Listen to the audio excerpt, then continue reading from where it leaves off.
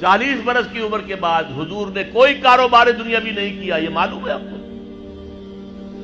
بہت بڑے تاجر تھے، ایکسپورٹ امپورٹ کا بزنس، شام قافلہ لے کر جا رہے ہیں، وہاں سے قافلہ لے کر آ رہے ہیں، یمن قافلہ لے کر جا رہے ہیں، یمن سے واپس آ رہے ہیں، الخبر کے علاقے کے اندر لگتا تھا بہت بڑا تجارتی میلہ، وہاں جا رہے ہیں، واپس آ رہے ہیں۔ لیکن جب حکم آ گیا یا ایھا المدثر قم فانذر وربک فکبر، اے لحاف میں لپٹ کر لیٹنے والے صلی اللہ علیہ وسلم، اب کھڑے ہو جاؤ، کمر کس لو، لوگوں کو خبردار کرو کہ مرنے کے بعد دوبارہ تمہیں زندہ کیا جائے گا، پھر تم سے حساب لیا جائے گا۔ فیما کنتم، کن حالات میں زندگی گزار رہے تھے جناب آپ؟ کیا اسلام کا غلبہ تھا؟ نہیں ہے اللہ، اسلام غالب تو نہیں، تم کوشش کر رہے تھے غالب کرنے کی، سوائے شرمندگی کے اور کیا ہاتھ آئے گا؟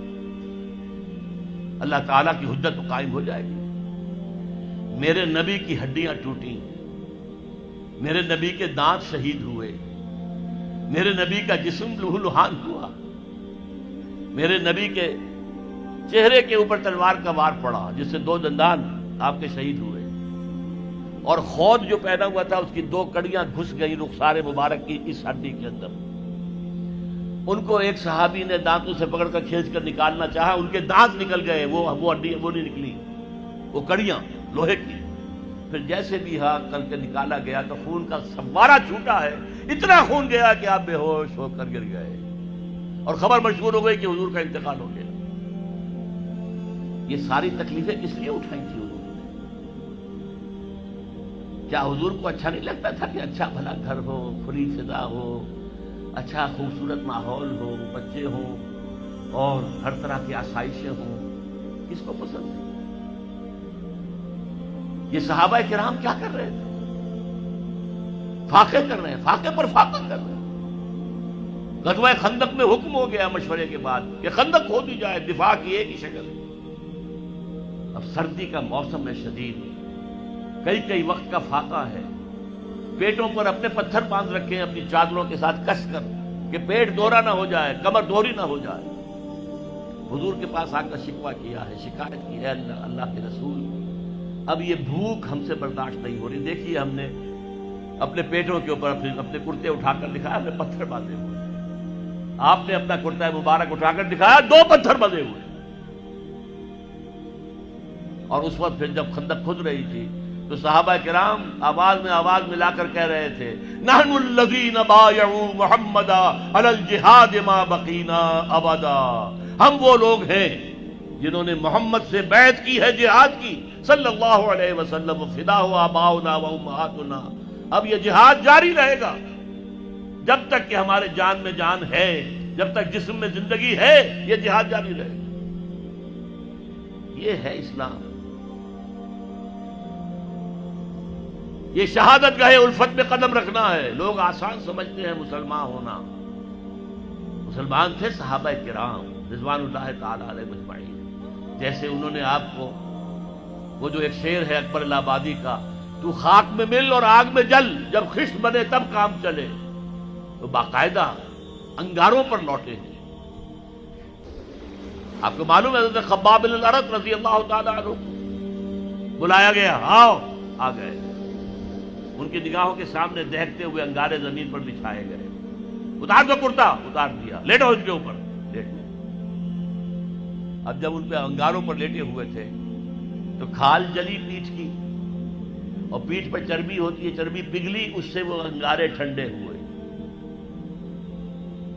وہ ہاتھ نہیں اٹھایا انہوں نے، کیونکہ حضور کا حکم تھا نو ریٹیلیشن، کوئی جوابی کارروائی مت کرو، جو ستم آتا ہے جھیلو، جو ظلم ہوتا ہے برداشت کرو، جو تکلیف آتی ہے جھیلو اور برداشت کرو۔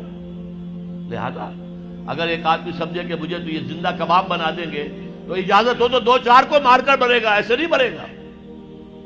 بلی بھی آپ پر جھپٹ پڑے گی، کیا اس کی جان ہے، 1 کلو کی ہوگی، 1.5 کی ہوگی، لیکن اگر آپ کارنر کر دیں اسے نظر آئے کہ اب میرے پاس کوئی راستہ نہیں ہے، کوئی اسکیپ نہیں ہے، وہ آپ پر حملہ آور ہوگی اور آنکھ پر آئے گی، سیدھی آنکھ نکالنے کی کوشش کرے گی پنجے سے۔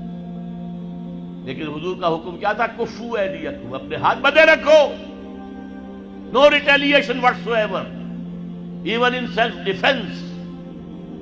یہ ساری جد و جہد، یہ ساری محنت، محمد الرسول اللہ والذین معہ اشداء علی الکفار رحماء بینہم تراہم رکعا سجدا یبتغون فضلا من اللہ ورضوانا. اب ان کو پھر اللہ تعالیٰ نے جو اجر و ثواب دیا ہے اس کا ہمیں اندازہ ہو ہی نہیں سکتا. اب میں ایک بات اور آپ کو بتا دوں، اگر عبادت کا یہ تقاضا ہے کہ ہماری عبادت پوری ہونی چاہیے، اجتماعی زندگی ہماری اگر اسلام کے تحت نہیں آئی تو ہماری عبادت جو ہے وہ جزوی ہے، اور جزوی عبادت اللہ کو قبول نہیں. افتؤمنون ببعض الکتاب وتکفرون ببعض فما جزاء من یفعل ذلک منکم الا خزی فی الحیاۃ الدنیا ویوم القیامۃ یردون الی اشد العذاب وما اللہ بغافل عما تعملون. اچھا بات سمجھ میں آ گئی. جد و جہد کرنا فرض ہے، اس کے لیے جماعت فرض ہے، اس کے لیے تلاش کرو جماعت، نہ ملے تو خود کھڑے ہو جاؤ اور جماعت بناؤ. لیکن اس میں میں ایک درمیان میں ہنٹ دے دوں، جماعت کی اگر تلاش کرنی ہے، نئی جماعت بنانا آسان کام نہیں ہے. کوئی چلتا ہوا قافلہ مل جائے تو کیا کہتے ہیں، اس سے بڑی خوش قسمتی کیا ہوگی کہ کوئی جماعت بنی بنائی، جو قافلہ چل رہا ہے اس کے ساتھ چلنا کتنا آسان ہے.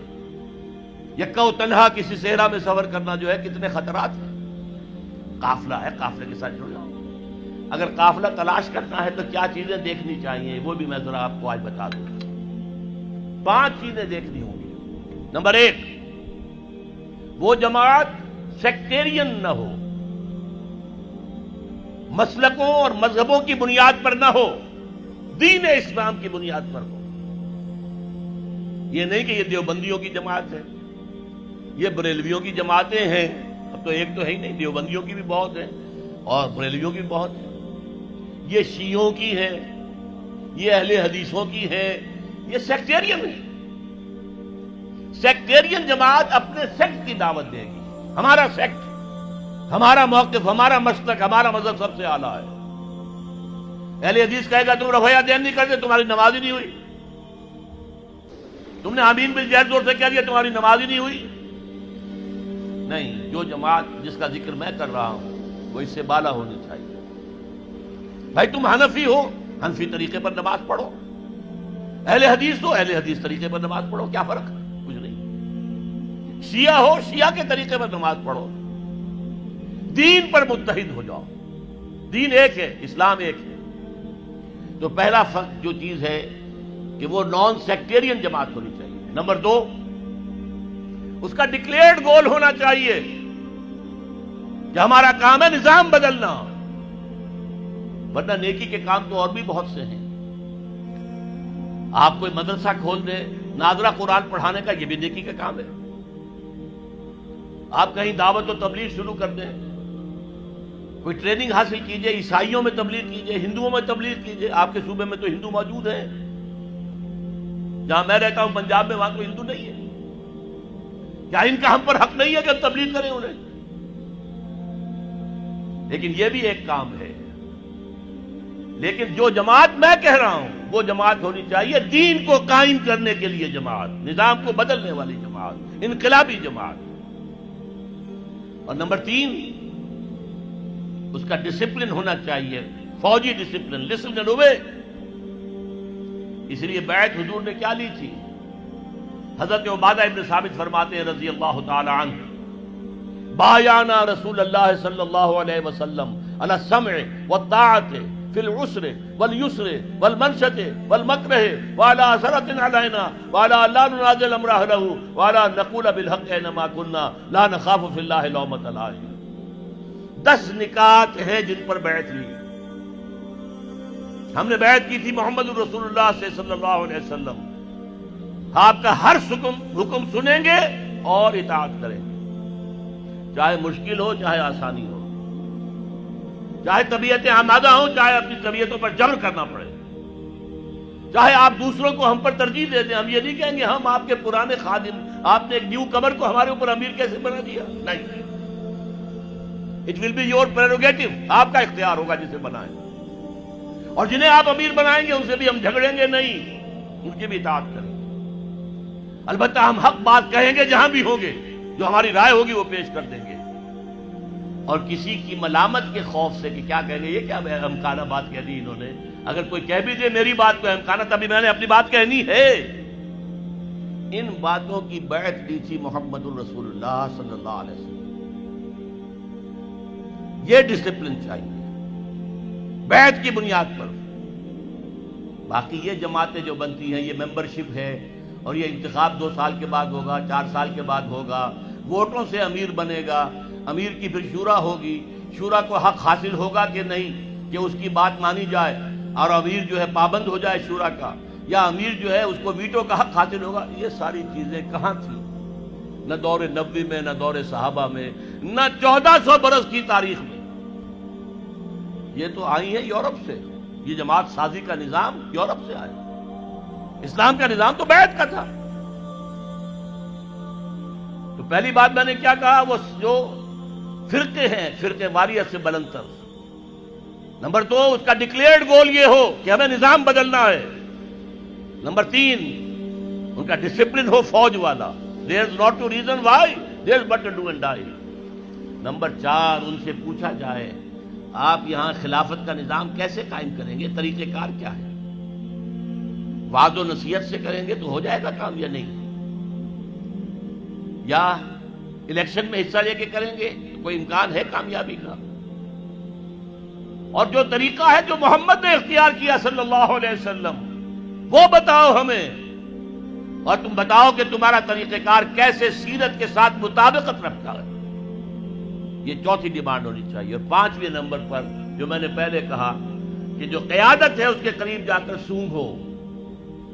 پیچھے چلنے والوں کی بات میں نہیں کر رہا، پیچھے چلنے والے ہر طرح کے آدمی ہو سکتے ہیں، یہاں تک کہ حضور کے پیچھے چلنے والوں میں منافقین بھی موجود تھے.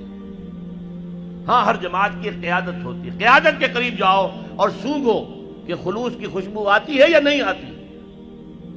یہ 5 باتیں تلاش کرو. اگر جماعت مل جائے ان 5 باتوں کے اوپر پوری اترنے والی، اس میں شامل ہونا فرض ہے، فرض ہے، فرض ہے.